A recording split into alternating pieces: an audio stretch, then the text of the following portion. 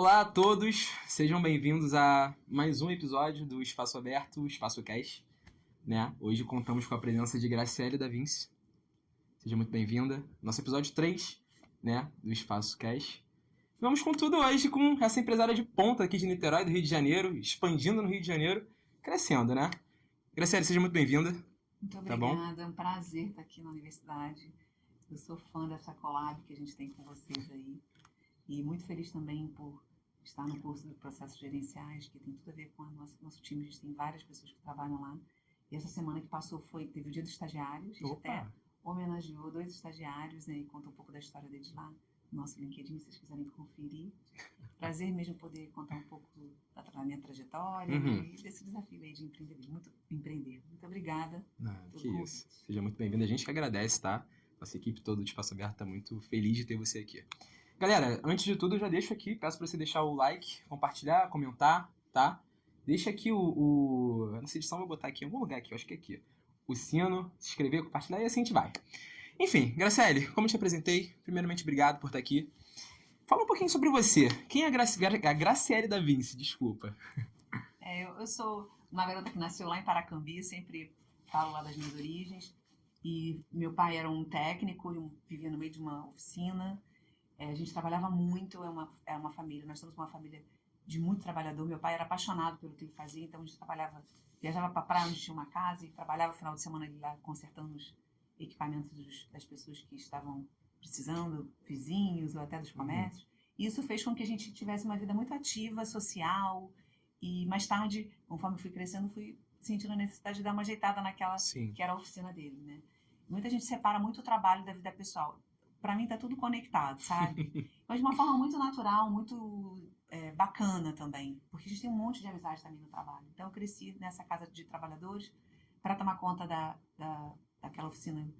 Me formei em contabilidade e administração, que foi porque eu queria tomar conta. Eu falei, qual vai ser o caminho para cuidar disso de uma forma mais profissional? Na época a gente tinha uma parceria com a Whirlpool, que hoje é a Whirlpool, mas a Brastemp e Consul. Então eu tive a oportunidade de fazer algumas qualificações também em São Paulo. Naquela época de Paracambi para São Paulo foi muito bacana também essa experiência de sair de uma cidade pequenininha e ver o mundo mais organizado, formal da cidade de São Paulo. Fiz alguns cursos de gestão de qualidade total e outros tantos por lá. Isso me trouxe uma visão de realmente administrar os negócios para crescer. Aí trabalhei em família até 2010. E em 2004, eu vim para o Rio para um negócio em família ainda. Eu tinha um filho pequeno nessa época. E escolhi Niterói para morar. Sempre adorei a cidade de Niterói. Muito bom, né? E depois, em 2010, comecei a empreender em carreira solo, criando um varejo bem diferente do padrão, né? A gente trabalha com peças e suprimentos para refrigeração, para manutenção de sistemas de ar-condicionado, de câmara frigorífica. Muito incomum até ter uma mulher envolvida nisso, mas a minha base toda foi voltada para esse negócio. E aí foi quando eu comecei a empreender em Niterói, quando eu criei a Eletrofrigor, que foi daí que veio a ideia de fazer uma loja diferente. E sempre eu acho que o trabalho está muito à frente da minha vida, né? Mas é ele também que me proporciona um monte de coisa legal. Conhecer um monte de gente bacana, viajar para vários lugares legais também. Sim. Eu acho que você sai para jantar ou para almoçar com o pessoal do trabalho, seja um fornecedor ou algum parceiro comercial, e a gente celebra também a vida ali, não é só o trabalho naquele sinônimo, às vezes, pesado da coisa, né? Então, essa é a Graça, que adora trabalhar e também faz muitas relações sociais através do trabalho, que se diverte também, gosta de fazer esporte. Eu sou dessa que celebro mesmo a vida no dia a dia. Poxa, que bacana, Graciele.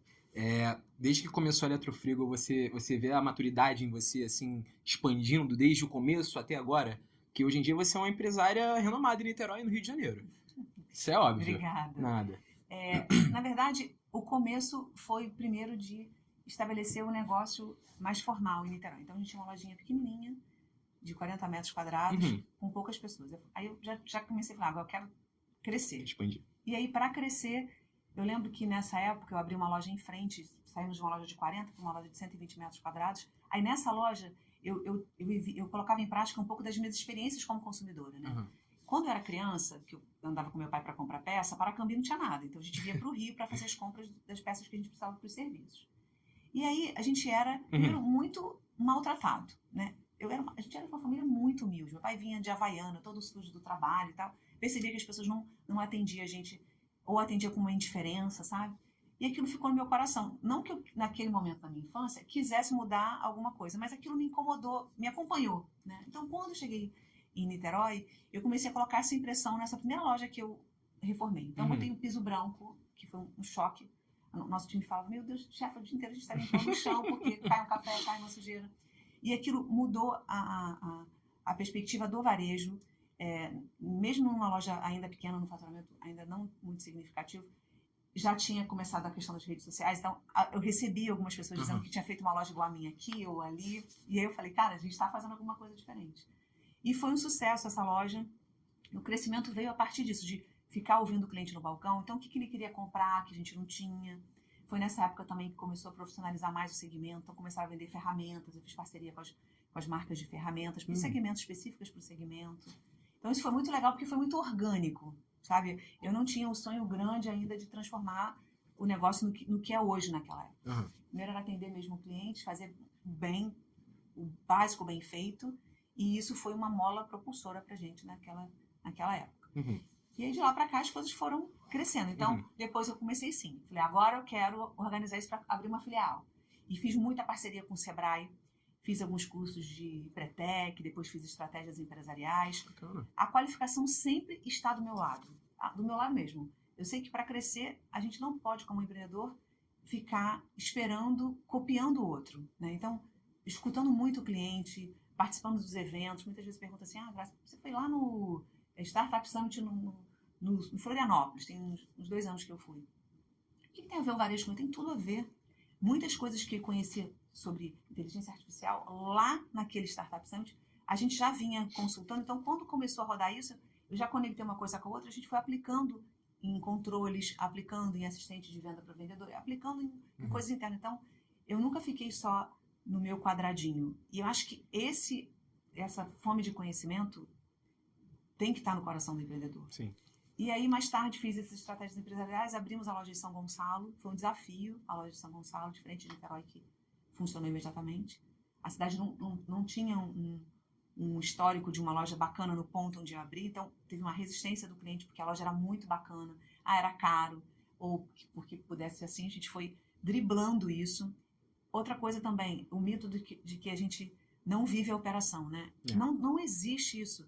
Se você sai da operação, você vai perder o negócio. Óbvio que, com o tempo, hoje a gente tem uma estrutura muito grande, são 80 funcionários, a gente tem vários líderes dos departamentos com quem eu passo todo dia. Eu vivo a loja, eu vou, atendo cliente, eu participo dos treinamentos, eu vejo, escuto o que eles estão falando. Tem mais gente fazendo a mesma filtro que eu, né? Mas o empreendedor não pode ter essa fantasia de que você vai sair da operação, né? Então, a operação é que traz muitos insights de melhoria. Ou de uma marca nova que a gente não vendeu ainda.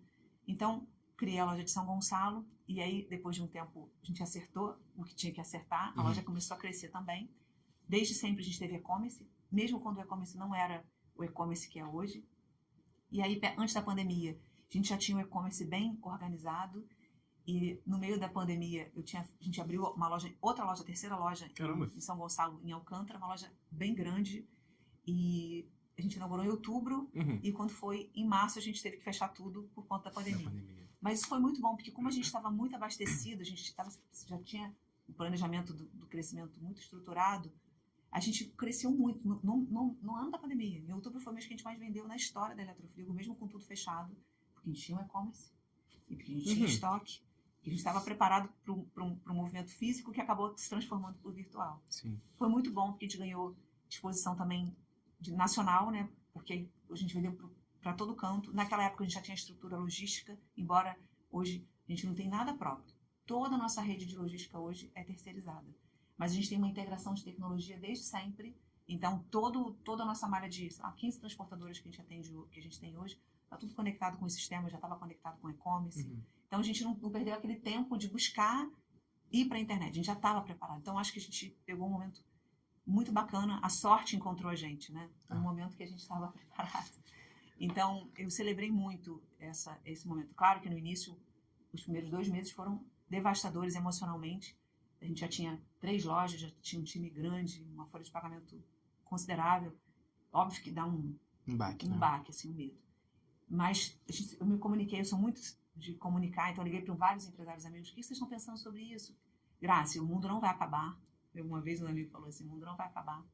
E é uma questão de tempo. Então, analisa o que pode cortar e tal, mas pensa o seguinte, deve ter alguma coisa aí para você consertar. Alguma coisa. É agora que você aproveita para buscar eficiência de processo, qualquer coisa parecida, e foi isso que a gente fez. Então, quando voltou também, a gente estava muito mais preparado. Aí a gente abriu uma loja enorme em Niterói. A gente alugou um imóvel do lado, a gente dobrou de tamanho. Hoje a loja de Niterói tem 1.000 metros quadrados, envolvendo escritório, e espaço de loja, de estoque. E foi logo depois da pandemia. Então, a gente conseguiu crescer, até porque o nosso segmento também se tornou essencial. Ninguém ficava... Todo mundo, a geladeira, a lavadora de casa ficava funcionando, né? Embora o shopping tivesse fechado, todo mundo demanda refrigeração, a gente tinha esse outro público residencial que demandou muito. Então, um pouco dessa trajetória aí, de como a gente... Eu até falei mais do que foi da pergunta. Não. Né? Mas comentando um pouco do que a gente fez ao longo desse tempo. Né? E mais recentemente, a gente abriu uma loja no Rio. Já tínhamos uma demanda muito grande no Rio. A gente já atendia lá com as entregas a partir daqui, mas às vezes a gente perdia uma venda ou outra que eu não conseguia entregar tão rápido. Tem um ano, a loja fez, um ano em julho desse ano. E ela está indo muito bem também. Que bom. E posicionar no mercado também mais rico, né? Falando da cidade, né? E, por último, esse ano, o que a gente fez mais recente foi a inauguração do centro de distribuição, que também a gente tem uma demanda grande de atender clientes que para revenda ou que já existe um mercado concorrente mais consolidado que o nosso, que já competia com essa coisa do incentivo fiscal. E isso tem ajudado muito a gente. Esse canal está crescendo muito, muito, muito e está abrindo muitas portas para a gente entrar até em clientes que a gente não entrava antes porque se tornou mais competitivo. Bacana, Graciane. Legal. Você falou sobre a pandemia, assim, muitas empresas chegaram a fechar. Assim, foi um baque para muita empresa. Como você assim, você entrou na pandemia já com uma cabeça assim, eu tenho um problema, eu tenho que resolver. Como você entrou e saiu disso, assim, mentalmente, para você? O trabalho em si, o cansaço em si, porque cansa. Você tá no meio de uma pandemia, uma doença mundial. Sim. Você tem que se centralizar e tem funcionário, tem tudo. Como é que você fez para sair mentalmente disso bem?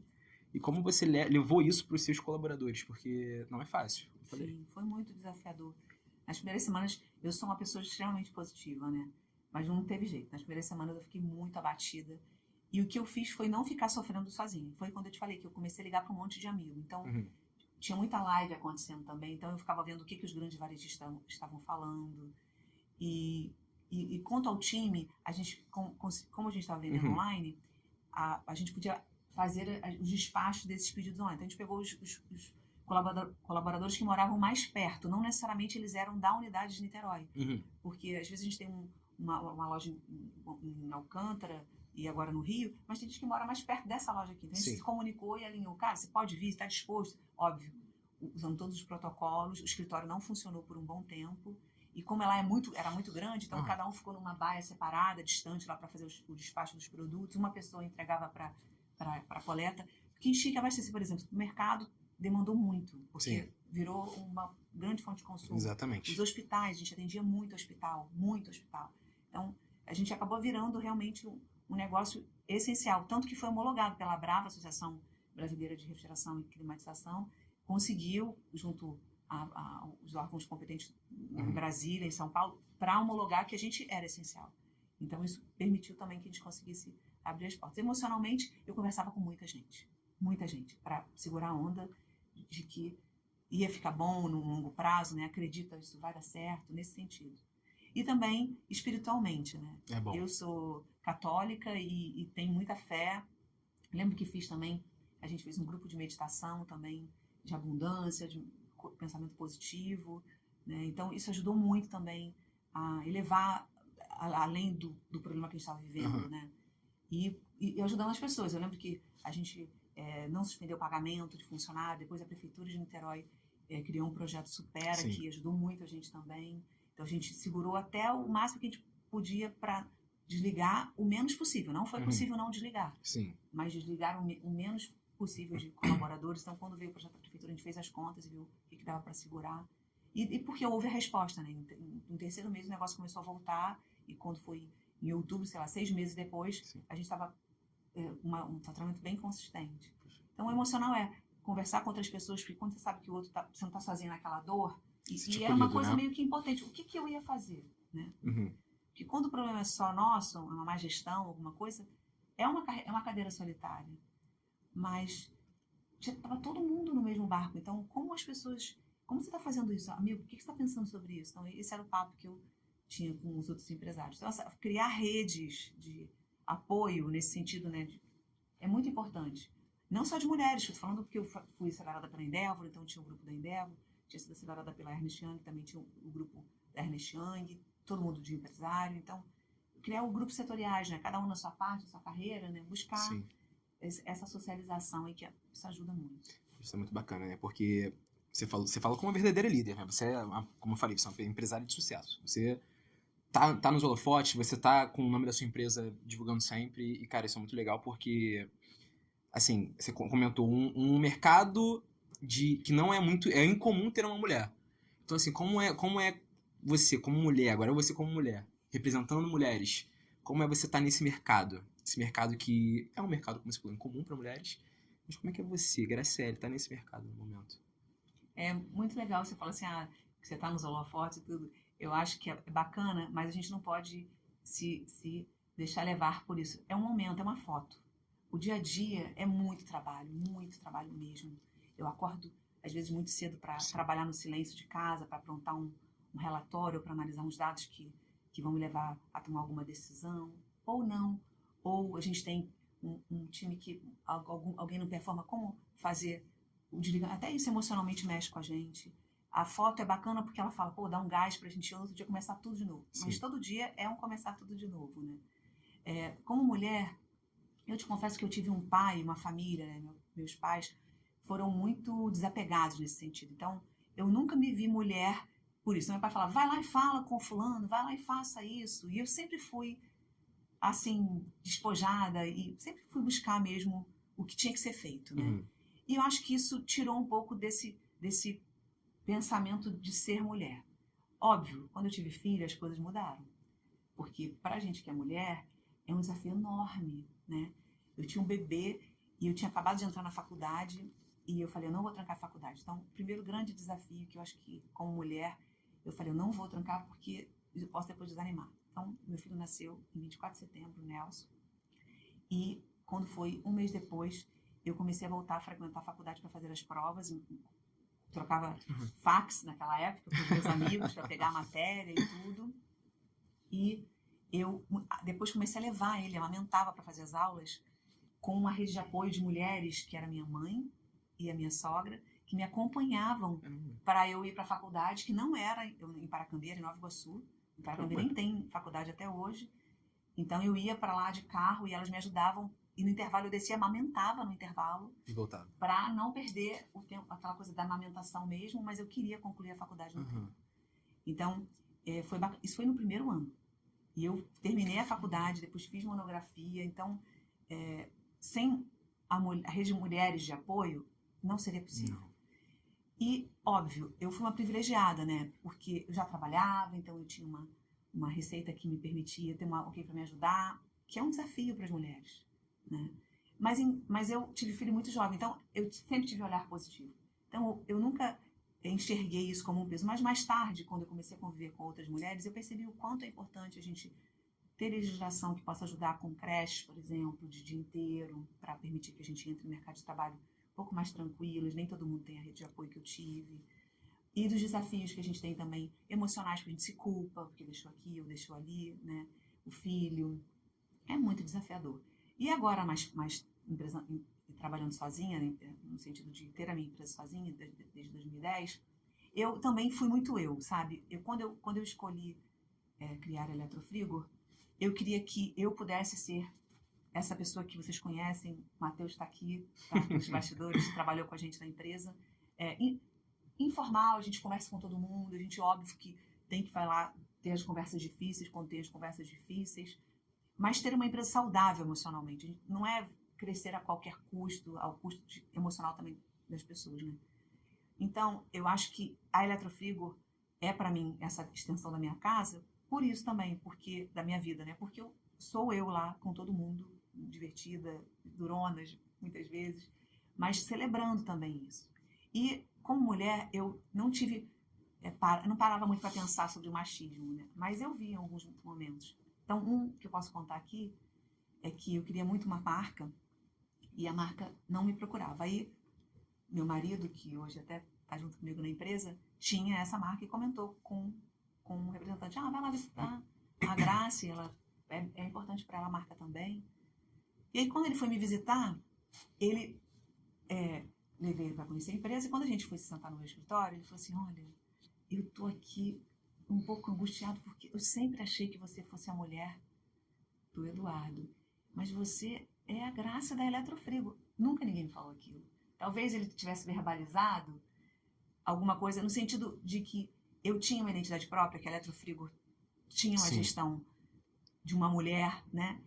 Então, esse foi um dos sinais, né? Outro sinal que eu insisti muito para ter uma outra marca também, e alguém que representava localmente, nunca me vinha me visitar, sempre demorava para vir. E aí eu fui no LinkedIn, falei inúmeras vezes com essa pessoa, até que um dia esse representante falou: o pessoal tá vindo aqui, falou que quer visitar você, independente dele, sabe? Uhum. Falei: que bom. E se tornou depois uma grande marca, porque quando as pessoas chegavam na empresa, conseguiam ver que não era só uma mulher. Era uma executiva, uma mulher capacitada para ocupar aquela posição, né? Eu não sou uma técnica, mas eu entendo dos produtos que a gente vende, né? Uhum. Entendo da gestão também. Muitas vezes, a empresa é feita de várias partes. Da parte técnica, da parte da gestão, da parte de compras, de tudo um pouco, né? Então, uma empresa de sucesso, ela não é só técnica. Ela também tem que ter gestão. Eu acho que o sucesso da Eletrofrigo está ligado a esse modelo de gestão colaborativa. Nossa equipe é muito jovem. Eu até falei aqui dos alunos do curso, a gente busca parceria com as universidades mesmo, para trazer gente com sangue novo, para criticar o que a gente faz para melhorar. Então, eu acho que, por ser mulher, talvez eu tenha uma visão até mais holística, humana. A gente estava falando aqui de uma colaboradora, da Michelle, que hoje é minha amiga, ela trabalha com a gente há um tempão. Passa por várias coisas difíceis como mulher, e a gente tá junto, falei: cara, vai lá e resolve, esquece a gente vai se virar aqui. Então, o quanto a gente ganha de volta com essa gestão também, de retorno para o outro, sabe? Porque todo mundo precisa desses momentos, quando você tem um momento de dor. Então, eu acho que, como mulher, a mulher também traz isso para a gestão. Aí eu não falo nem só de mim, né? Falo desses grupos que eu também participo, de mulheres, que todo mundo fala: mimimi não é nada. A gente vai lá e fala de negócio mesmo, a gente faz negócio entre a gente. E, óbvio, a gente também fala das nossas dores, e uma apoia a outra. Olha, não deu para fechar todo o trabalho hoje, porque eu levei o filho na escola, teve, né? Às vezes, cuidar da família. A gente fala muito pouco sobre isso, né? Mas o meu pai faleceu e minha mãe também. E a grande parte do cuidado durante a doença é feita pela mulher. Né? E a gente não fala sobre isso. Então, quanto tempo a gente dedica a esses cuidados, que a gente abdica de algumas coisas do nosso sucesso, né? Talvez a Eletrofrigo esteja... eu vou fazer 50 anos, né? Talvez a gente pudesse ter conquistado esse sucesso da Eletrofrigo na gestão e tudo, assim, humildemente falando, de certa forma a gente conseguiu crescer, né? Mais cedo. E como dividia esse tempo sendo mulher, enquanto meu filho era jovem, né? Eu acho que é um papo para outro podcast. A gente estava falando agora sobre a mulher, né, na administração, na liderança de empresas, de organização. Eu vi que você ganhou um prêmio Winning Woman, né? Woman. Desculpa, minha pronúncia é horrível. Winning Woman, que é um programa da Ernest Young que existe no Brasil desde 2013, que é um programa de aceleração para mulheres. Todo ano, a UI abre um programa para receber novas mulheres. Esse ano até entraram bastante mulheres, 23 mulheres. E para a gente celebrar, aqui em Niterói, nós temos 3 mulheres. Eu, que estou no programa desde 2017. A Thaís Garcia, que é minha amiga e irmã da gráfica Print Mill. E as meninas da Lavi Esportes, que entraram também no ano passado, junto com a Thaís, que são a Fernanda, a Mariana e a Roberta, que são aqui de Niterói. O programa é um programa de mentoria para mulheres, né? E a gente ganha como prêmio 1 ano de mentoria com empresárias incríveis do Brasil. Como mentora minha, tenho a Esther Chatan, que é da fábrica de móveis Ornari. A Ornari é uma fábrica de móveis planejados de alto luxo, incrível. Esther, um beijo para você. A Esther tem lojas no mundo inteiro, Beverly Hills, Dubai, no Irã. Caramba. Ela fez para a Fafá os móveis das Kim Kardashian nos Estados Unidos. Uhum. E a Luísa Helena Trajano, do Magalu, também é minha mentora direta. Bacana. E a gente até já teve em vários eventos juntos. E também a Cristuna, que é marketing. Hoje ela tem uma empresa própria, fala do futuro, uma fera, mas trabalhou também em grandes empresas. Foi marketing da Cantão, Headley, grandes empresas. E a gente teve esse ano para trocar experiências de qual era o desafio da Eletrofrigo. Então, essas mulheres, eu levava para as reuniões pautas sobre desafio de encantar cliente ou como compra, algum desafio com fornecedores, e elas traziam conselhos para isso. E o programa fez no ano passado uma premiação. Existe, a UI promove no mundo inteiro um programa que chama Empreendedor do Ano. E a última fase do programa mundial, que acontece no mundo todo, é em Mônaco, e celebra várias categorias. Né? Então, categorias gigantes, estava lá o CEO da Energisa, estava da Creditas, tinham grandes empresas, a Creusa da Sodier Doces, que representou a classe maior e foi para competir em Mônaco. E esse ano que passou, até a Conselho da Luísa, eles criaram essa premiação para as mulheres do programa, para premiar as mulheres que mais cresceram a partir do momento que entraram no programa. E eu passei por um processo seletivo, né, entre outras mulheres que estão no programa comigo, e por último, por uma banca independente da UI, que é 5 pessoas do mundo do Venture Capital, e avaliaram o meu case para premiar, então, como a destaque do grupo. Poxa, e foi bacana. uma honra receber, ser a primeira mulher Uhum. a receber esse prêmio. Foi muito legal mesmo. Ah, você foi a primeira a receber esse prêmio? Exatamente. Começou agora e eu fui a primeira a receber o prêmio. Caraca, que honra ter você aqui novamente. O prêmio foi entregue em São Paulo, junto com esses outros empresários assim, de grande renome no Brasil. Então, para mim, foi uma honra enorme, assim, celebrar isso com as outras mulheres e dizer que as mulheres também podem chegar lá, né? Com certeza. Parabéns, tá, Graciela? Inspirar outras mulheres lá do grupo. Esse ano já tem de novo a premiação, então, para que elas se candidatem, que outras mulheres também possam entrar no programa. Perfeito. Falando um pouco sobre liderança dentro da empresa, como você lida com novas gerações que estão emergindo de dentro da empresa? Por exemplo, você tem que gerar novas lideranças, porque a gente precisa, né? O mundo vai mudando, então a gente tem que ter pessoas que enxergam diferente. Como você lida com isso dentro da empresa, essa liderança essa liderança de setores, de gestores, enfim, crescimento da empresa com novos líderes, perdão. Hoje a gente tem um time muito plural, embora a faixa etária, acho que a maior parte tem menos de 30 anos. A gente tem muitos jovens que entram como estagiários, até contei aqui o caso de alguns, que entraram até no próprio curso de processos gerenciais, outros que entraram como estoquistas, hoje ele é líder de logística. Muita gente que fez carreira na Eletrofrigo nesses 15 anos, a gente tem 15 anos de empresa. E eu acho que o segredo está nessa mistura, sabe? A gente também tem o critério de diversidade, né, de gênero, de raça, orientação sexual, tudo isso a gente é permissivo porque e é liberto para receber todo mundo, porque cada um tem a sua história. Então, se eu for o meu modelo de gestão, pode não ser exatamente o sucesso que você acha que é para você. Exato. E quando a gente junta essa gente toda, é muito legal. E é muito colaborativo mesmo. Toda segunda-feira a gente tem uma reunião de lideranças. Hoje aconteceu. Hoje é segunda-feira. Hoje é segunda-feira. E a gente traz, assim, aonde a gente quer chegar, né? Qual é a nossa ambição vencedora e quais são os desafios de cada departamento para isso. E juntos todo mundo opina e a gente escolhe o caminho que a gente vai seguir e ouvindo todo o time mesmo. No mês de junho, eu passei uma temporada na logística. Opa.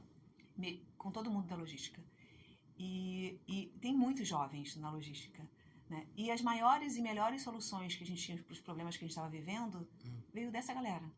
De cabeça fresca, eles estavam fazendo logística e vivendo a dor do dia a dia. Por que a gente não melhora isso? Por que não automatiza aquilo? Ou por que não faz dessa forma? Olha, a gente foi coordenado para fazer assim, mas eu acho que assim é muito mais legal e olha quanto menos tempo eu ganho. Ou por que não tira esse botão que tem um botão demais aqui? Então é ouvindo o time e quanto mais jovem a pessoa tem mais leveza para falar. E como a gente tem um modelo de gestão também assim dinâmico, todo mundo opina. Óbvio que em algum momento alguém tem que dar a palavra final. Faz isso ou faz aquilo, ou não faz isso ou faz aquilo, e aí sobe para mim. Ou para o líder do departamento dele.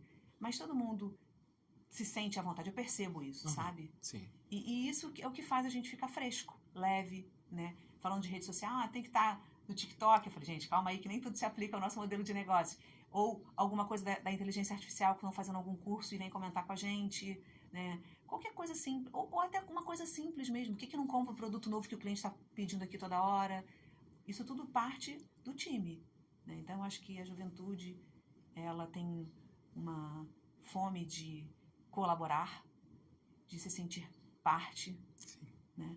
E eu acho que quando a gente permite isso com uma organização, né? Permite que todo mundo fale com uma organização, com essas lideranças de cada departamento, eu acho que fomenta o desejo dele também, como ele se sente parte, ele quer contribuir para estar em outra posição também lá dentro, né? Então, a gente tem muitas promoções de pessoas que estão lá.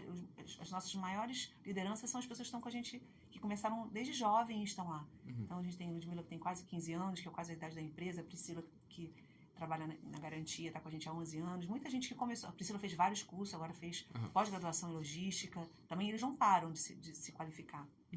Então, acho que é isso, a juventude traz vida. Poxa, que bacana. Falando sobre inovação agora também, porque um ponto que eu me atentei, porque a Eletrofrigo, ela tá muito atenta na inovação do mercado, né? Então, assim, você tem alguma tecnologia que você fala, pô, essa tecnologia aqui é essencial para a gente poder implementar nas nossas operações ou na nossa administração? Algum desses padrões, porque o mercado está em crescente de tecnologia. Como é que você vê isso para a Eletrofrigo?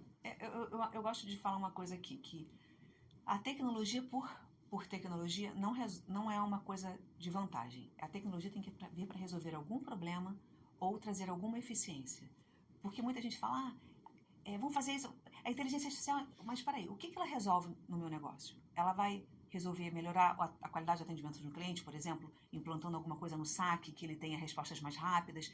E eu tenho ouvido muita gente grande, do Itaú, gente até da Magalu, que está usando também a tecnologia como um cooperador. Ele é um ajudante do vendedor, ele é um ajudante da pessoa do saque, né, onde é uma fonte de consulta para poder responder o cliente rápido.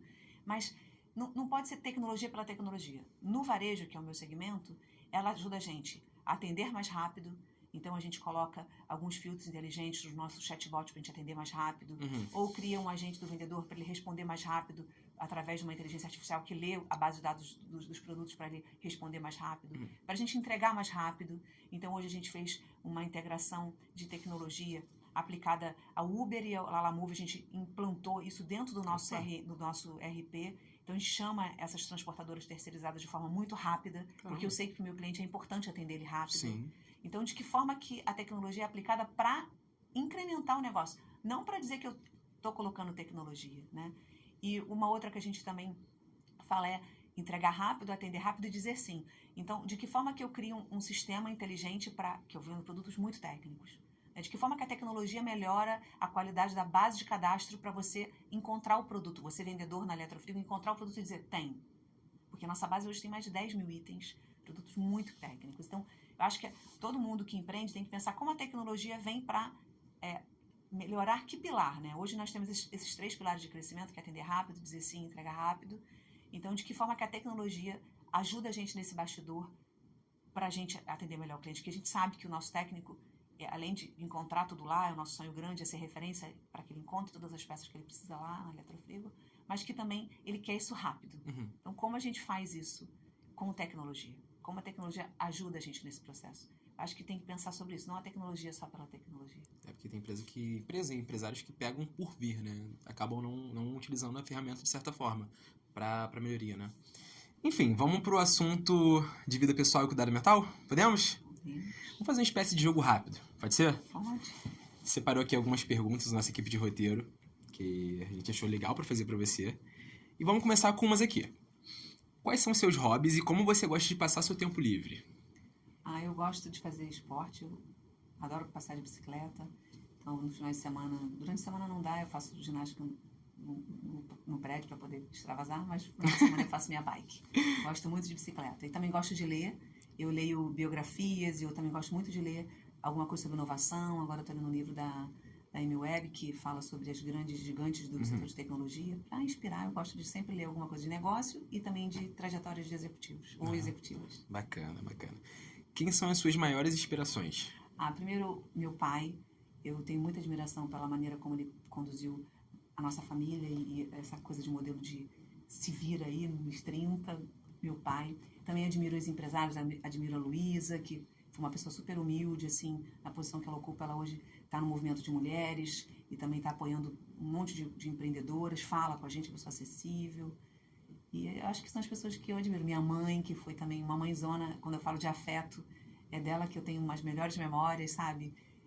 São pessoas que me inspiram. Meus pais, e falando de negócio, a Luísa, tenho uma grande admiração por ela. E essas outras mulheres incríveis também, se eu falar muito, não vou esquecer, porque são tantas mulheres, tantas outras. Mas eu acho que é isso. Bacana. Pessoalmente falando, você tem algum objetivo no momento que você queira atingir?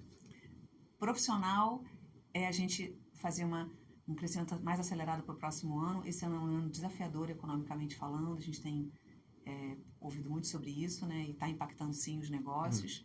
Mas tem uns sonhos de negócio que eu não posso falar muito não. aqui, são estratégicos, né? E pessoal, eu quero continuar na minha vida de esporte. Pensei em entrar em alguns grupos para fazer mais por performance, né? Hoje eu faço bastante bike, mas é uma carreira solo. Eu pensei em entrar nos grupos para fazer performance, tipo participar de alguma corrida, alguma coisa assim. Ótimo. Qual é a importância da questão psicológica no meio de tanta demanda? É muito, gente. Eu acho que o esporte me ajuda nisso, me dá uma boa distraída. Uhum. Adoro a natureza, então sempre que eu posso, eu estou em contato com a natureza para dar uma relaxada. E isso eu faço de manhã, todo dia, para isso. Eu acordo muito cedo, eu tenho uma rotina de dormir cedo e acordar cedo. Ótimo. Mas é muito espontâneo isso. Então, quando eu pratico esporte de manhã, ele já me dá uma desacelerada, sabe? Uhum. E é isso. E conversar com amigos, ou quando no final de semana, se puder estar com amigos. Isso me distrai, me tira um pouco dessa ansiedade que todo mundo tem um pouquinho. Então, quando eu estou muito ansiosa, eu pratico exercício e tento encontrar meus amigos. Poxa, que bacana, Graciele. Assim, muito obrigado, tá? De verdade, foi ótimo, assim, desculpa qualquer coisa. Nossa equipe tá muito feliz de te receber aqui, entendeu? Foi uma honra.